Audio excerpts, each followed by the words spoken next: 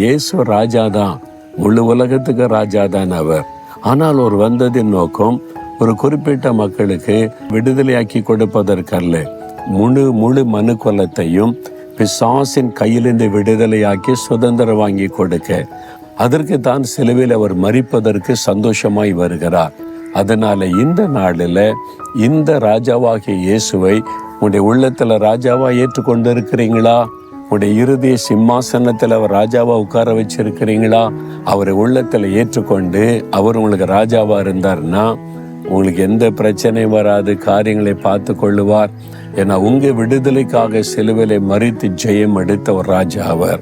அதனால இயேசுவே என்னை ரட்சியும், எங்களை ரட்சியும், எங்களுடைய வாழ்க்கையில நிர்வாரும், என் இறுதிய சிம்மாசனத்தில் ராஜாவாக அமரும்னு சொல்லி பாருங்க.